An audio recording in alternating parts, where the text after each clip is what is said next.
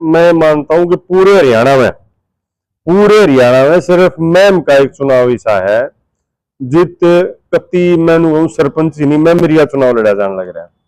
एक एक वोटर को पकड़ा जा रहा है, एक एक वोटर के हिस्सेदार को पकड़ा जा रहा है, एक एक वोटर को टच किया जा रहा है और एक एक वोट की चाहे वह पाकिस्तान तो फोन कराना पड़ जाए, ऐसा माहौल बन रहा है। चूड़े तो फोन कराना पड़ जाए, वो यो पाकिस्तान में फलाने मानस की मानेगा। ये माहौल जो है आपका में जबरदस्त तरीके से चल रहा है। एक एक कैंडिडेट के साथ मतलब एक को 1000 आदमी ले रहा है तो अगला कोशिश करे मैं 19 है तो 20 लेगा हूँ मानस, और 1000 है तो मैं 1010 करूं। मतलब हर कैंडिडेट जितने 6 कैंडिडेट है 6 कैंडिडेट होंगे, खिंचावट इतनी जबरदस्त हो रही है कि वह आप सोच नहीं सकते। मतलब अगर चुनाव है हरियाणा का, किसी भी को चुनाव हरियाणा का चुनाव देखना है तो मैम का चुनाव देख ले। मुहिम में पूरा ऐसा मामला हो रहा है कति मुहिम में जो मामला कति कनो लगातार कई प्रत्याशी हो गए काटिया मुकाबला ऐसा रोचक मुकाबला जो है रोहतक जो लोकसभा है उसके जो मुहिम विधानसभा उसमें पूरा होने लग रहा है। सब प्रत्याशी अपने अपने दावे करने लग रहे हैं। ये रजराव है की बार किस तरह का ये मुद्दे चलेंगे ये रहेगा। देखिए इस जो खिंचावट का चुनाव है ना, इस मुद्दे तो खत्म हो गए। कोई विकास की बात नहीं कर रहा, कोई न्यू बात नहीं कर रहा कि आगे के करा होगा तो बन जाएगा तो एमएलए। सारा सिर्फ न्यू आ गया, अब मैं कितनी वोट लूं, मैं कितनी वोट लूं। विकास हाँ हालांकि बीच में चलो भाषणों में कह देते हैं लोग कि भाई हम ये काम करें, जैसे कांग्रेस अपना मैनिफेस्टो पढ़ देती है और भाई बीजेपी अपना पढ़ देती है। बलराज कुंडू अपनी बात कर देते हैं कि भाई मैंने इतनी बसें दी, इतनी बसें बढ़ा दी, ये करता हूँ फलाना, जो भी है उनके समर्थक बात कर देते हैं। लेकिन जो चुनाव है वो आया कैंडिडेट टू कैंडिडेट खींचकर। लोगों को तो सोचने का मौका नहीं दिया जा रहा। ये मान लीजिए आपके पास आपने हल्का लगा हुआ, आपने कैंडिडेट की यहाँ भर दी, अरे बात खुल गई, खुलता है आप दूसरे कैंडिडेट 5 कैंडिडेट है बच्चे उड़ा के अब माने चालेंगे आप दोरे। तो यह खिंचावट अकेले में देखी जाने लग रही है और जबरदस्त मैं मानता हूँ। यूं चुनाव ऐसा है कि वहां पे मतलब एक माइक्रो चुनाव चल रहा है, मिनी माइक्रो चुनाव, एक एक चीज को टच किया जा रहा है। तो किस तरह की टक्कर देख रहे हैं आप, किस कैंडिडेट के बीच में किस पार्टी के बीच में टक्कर देख रहे हैं कि क्योंकि हर एक मेहनत बहुत कर रहे हैं, बड़े बड़े काफिले लेकर चल रहे हैं, बड़ी मेहनत कर रहे हैं, प्रचार में पूरा जोर ला रहे हैं, कुछ ही दिन बाकी बच गए हैं। तो किस में देखो किस तरह का मुकाबला देखो आप?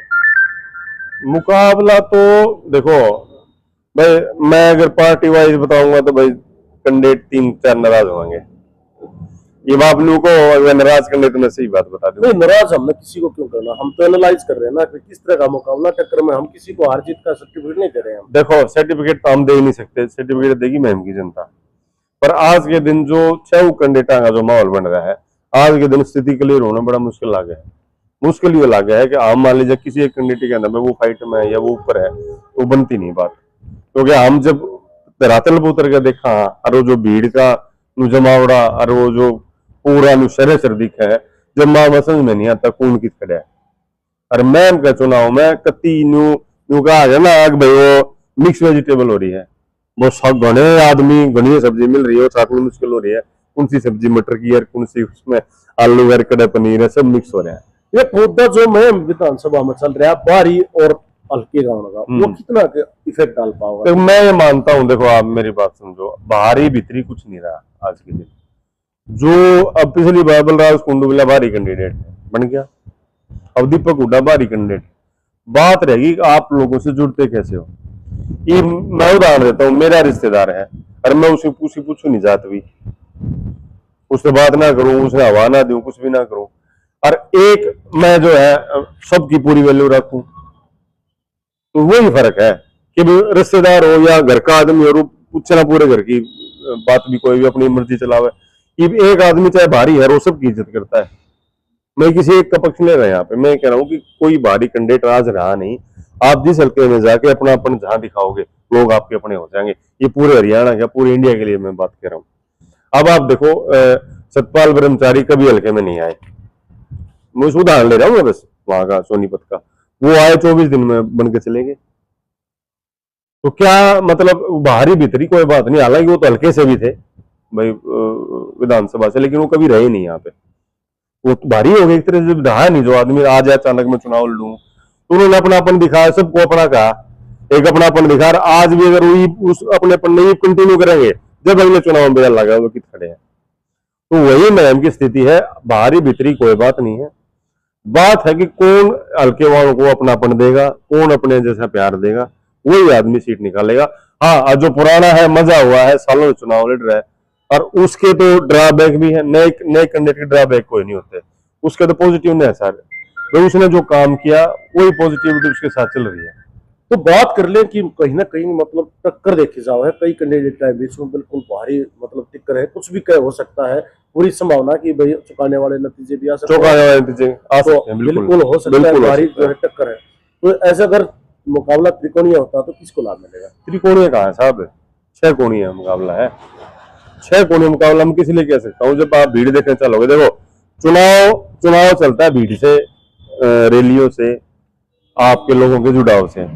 अगर आप भीड़, रैली, चुनाव देखोगे तो आप आज कह ना सकते किसकी स्थिति किसी, कहेंगे था भाई हर आदमी जो जिसके साथ घूम रहा है वो उसकी जीत दिखाओगा। एक न्यूट्रल रिपोर्ट तो ये है कि भाई आज के दिन भी, मतलब आज तारीख होगी 30 और अभी 4 दिन प्रचार के बच रहे हैं, 1 2 3 दिन प्रचार के बचे, चौथा दिन तो भाई उस दिन प्रचार नहीं होगा, बगैर झंडों का भी मिले मेन जोल ये सब होगा। 5 तारीख को चुनाव है और 5 तारीख को चुनाव है, आज 3 दिन बचे रहे, स्थिति अभी क्लियर नहीं है, तो आप क्या मानोगे इसने? जबकि कांग्रेस की तरफ से दीपेंद्र हुड्डा, भूपेंद्र हुड्डा भी दौरा कर चुके हैं, 2 दौरे कर लिए, और पार्टियों के बड़े कैंडिडेट आ चुके हैं सारे, जो स्टार प्रचारक के लोग। बलराज कुंडू की बात करें, इंडिपेंडेंट है, तो वो खुद स्टार प्रचारक है। संजय खरकड़ा, उनकी पत्नी, जो खुद स्टार प्रचारक है। तो एक अब स्टार प्रचारक का भी असर दिखता नहीं भाई। आप ये मान लें कि स्टार प्रचारक मालिकल को उदाहरण के तौर पर भाई राधा अलावत किसी ऐसे आदमी को ले आती है जिसका भी एक रुतबा रोब हो, जरूरी नहीं हो पार्टी से हो, न्यूट्रल आदमी कोई आया, कोई स्टार आ गया, लेकिन फिर भी नहीं बात बदलती, फिर भी उतरे आदमी खड़े पाओ देखो दूसरी गल। तो ये स्थिति। अच्छा, एक और बात है, ऐतिहासिक बात आप करा, ऐतिहासिक बात मैम के बारे में ये है कि जो मैम का चुनाव है 89-90 से पहले की बात करना, तो पंचायती चुनाव होता था। पंचायत फैसला 24 कह लो, जो पंचायत इकट्ठी हुए फैसला करता है हमारा इंडिपेंडेंट कैंडिडेट ये है, रोपन जाया करता। और आज भी जो चुनाव अगर आवाज का स्थिति, वो इतिहास अपने आप को दोहराता है। ये बात समझने की है कि इतिहास अपने आप को दोहराता है, और वो दोहराने लग रहा है।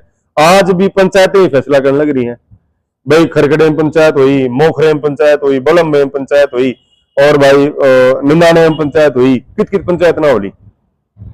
और उन पंचायतों में बकायदा हाथ ला के छोरे तरीके ले, हाँ बेटे तरीके ले, हाँ। तो पंचायतें भी अपना एक अहम रोल, अहम योगदान आज के 2024 के चुनाव में दिखने को मिल रहा है, जहां बड़े बड़े स्टार प्रचारक, बड़े बड़े नेता फेल होने लग रहे हैं उन पंचायतों के सामने, उस भीड़ के सामने। चाहे आप वो भीड़ किस तरह आती है, क्यों, कौन को लेके आता है, वो तो कैंडिडेट जाना है भाई, वो घर घर जाकर इकट्ठे करके ले आया। बिल्कुल ये बात भी सही है कि जो कैंडिडेट पंचायत करता है, दरवाजे पे जाके लोगों को बुला के लाता है, मेरी पंचायत है, मैं ना समर्थन दो, पंचायत उसको समर्थन देती है। आज के दिन अगर मैं मानूं कि अतिशोक्ति नहीं है कि मैम का चुनाव पंचायती चुनाव में कन्वर्ट हो लिया है। और बलराज कुंडू को मैं इस बात की वो देता हूं कि उसने शुरुआत करी पिछले चुनाव में इस बात की, घाटगामा का नाम लेके वो अंदर आया, क्योंकि आठगाम में कुछ काम में जुड़ गए थे। तो बलराज कुंडू आठगामा लिख के और आठगामा शुरुआत करके जब मैम में घुसा था। और आज के दिन जितने कैंडिडेट है सब बड़े पंचायतों के साथ में चल रहे हैं, अपने अपने गांव के मौजूद लोगों को दूसरे गांव में भेजते हैं कि भाई वहां पंचायत करो, आप हमारी तरफ से जाकर रिक्वेस्ट करो, अपना साफा धरो, वोट मांगो, जो भी है। तो जी ये बात तो मेरा लगे अपन 8 में अगुन पंचायतों में कितना दम था। लेकिन मैं आज के दिन ये कह सकता हूं कि मैम का चुनाव तना खड़ा है, और जो 6 कैंडिडेट है सबकी अपनी अपनी एक शक्ति, अपनी अपनी कमजोरी है। अब उस जो अपनी उस शक्ति को पहचान लेगा और उस शक्ति का इस्तेमाल जीतने में कर लेगा या उन वोटों को कन्वर्ट करने में कर लेगा, वो जीत जाएगा। एक आखिरी रात है, वो चुनाव पलटने की रात है, मतलब कयामत की रात। कयामत की रात, ये सारी कयामत। और मैं मदनी सुन लो, जिस दिन चुनाव डिक्लेयर हुआ है उसी दिन से कयामत की रात चल रही है, स्पेशली एक महम में। और कहीं ऐसा नहीं है, और कहीं तो चलो ठीक है, और कहीं तो एमएलए के चुनाव में मतलब लोग 100% लोग टच ही नहीं कर पाते, ये उन गलियों में नहीं टच कर पाते। आप जाओगे तो भाई सम्मेलन कराए, मीटिंग कर ली, उसमें 500 आदमी आगे, 200 आगे, 100 आगे, 1000 आगे, अपनी मीटिंग कर ली, संदेशा दे दिया, भाषण दे दिया लोगों को, मतलब अपना वो एक संदेश दे दिया और छुट्टी होगी। कई लोग है ना वो जो है भूपेंद्र सिंह हुड्डा जैसे कांग्रेस से कोई भी प्रत्याशी है वो भूपेंद्र सिंह हुड्डा के नाम से वोट मांग रहा है, अपने कामों से कोई वोट नहीं मांग रहा है, इसका कोई असर पड़ेगा? देखो, जो पुराने लोग हैं, मान ली कांग्रेस के लो या बीजेपी के लो, जो चुनाव लड़ रहे हैं, हालांकि मैं की अगर हम बात करें तो उसमें जो बीजेपी के पुराने लड़ रहे थे तो इंडिपेंडेंट लड़ रहे हैं, नया कैंडिडेट आ गया। भाई देखो, जिस लीडर का जिस क्षेत्र में असर हो उसके नाम से वोट मांगी जाती है। भाई भारतीय जनता पार्टी पूरी लोकसभा की चुनाव लड़ो, मोदी के नाम पे वोट मांगे सबने, कोई भी हो चाहे, अब ये मोदी जी प्रधानमंत्री बनेंगे। और यहाँ तो हुड्डा जी के नाम पे वोट मांगने का क्या है मतलब, वो बताता हूँ। भाई भूपेंद्र हुड्डा परिवार का यहाँ काफी लंबे अरसे से असर है। लोकसभा में पिछला लोकसभा से 3 लाख वोट से दीपेंद्र हुड्डा जीते थे, उससे पहले भी मुख्यमंत्री रहे हैं, तो नो डाउट उनका सीधा जुड़ाव भी हो जाता है, जो लंबे टाइम मुख्यमंत्री या मंत्री रह जाता है। और अगर उनके नाम से कोई वोट मांगी जाती है मैं उसमें गलत तो नहीं मानता कुछ भी, लेकिन ये देखना लोगों को है कि अभी कौन वोट मांगने लग रहा है, समझना है इस बात को। और वो आपकी हुड्डा जी के नाम पे वोट मांग के उस पर क्या वो खरा उतरेगा, ये लोगों को देखना है। और ये वो लोग पता चलेगा 8 तारीख को। ये मैं आपको आज एक सिनेरियो क्लियर कर देता हूँ कि सरकार कांग्रेस की बनने जा रही है। वो मैं दावे से इसलिए कह रहा हूँ कि पूरा हरियाणा हम घूमते हैं, पूरा हरियाणा आप भी देखते हो, तो सोशल मीडिया से भी चीजें आ जाती हैं। सरकार बनने जा रही है लेकिन क्लियर मेजोरिटी से बनेगी। इंडिपेंडेंट चाहे बन रही हो 10, उनका सरकार में चाहे मतलब हमें एक तरफ नहीं कह दिया, अगर बीजेपी की सरकार बन गई उदाहरण के तौर पर, कांग्रेस की बन जाओ, लेकिन वहां किसी इंडिपेंडेंट का सरकार में अब की बार रोल नहीं रहने वाला। अब की बार हरियाणा की जो जनता है क्लियर मैंडेट देगी किसी एक पार्टी को। फिर ये निर्दलीय मांग रहे थे अब की बार हमारे बिना सरकार। एक बार बताओ, जब आप किसी वोट मांगने जाते हो 50 चीज कम है आदमी, जब वोट मानना है वो तो मना होगा, वो तो अपनी बात को ऊपर रखेगा, कोई भी है वो अपनी जगह ठीक है, मैं उसको गलत नहीं मानता। वो तो कब है मेरे बिना सरकार नहीं बनेगी, मैं मंत्री बन सकूंगा, समझो बात ना। भाई हर जो मुख्यमंत्री अदादार है वो ये कहे वोट मांगता है मुख्यमंत्री बनूंगा, मैंने वोट दो। बीजेपी ने पिछली बार रामविलास शर्मा थे, कैप्टन अभिमन्यु थे, उधर खट्टर थे, और ये सारे लोग, उड़े अनिल विज थे, सारे लोग अलग अलग मुख्यमंत्री वोट मांग रहे थे। अब यहाँ भूपेंद्र हुड्डा कह रहे हैं, उधर शैलजा कह रही है, उधर रणदीप भी कह रहा है, कैप्टन अजय यादव ने पिछली बार कही थी, अब हालांकि अब की बार चुनाव लड़ रहे हो, उन्होंने पिछली बार नारा दिया था मुख्यमंत्री भाई आयुवाटी माँ होगा। तो ये एक राजनीतिक स्टंट होते हैं, इनमें जनता कितनी उसको समझ पाएगी ये तो 8 तारीख ने बेरा लगेगा। आज भाई कौन मुख्यमंत्री बना, कौन मंत्री बना, कौन एमएलए भी नहीं बन पाया।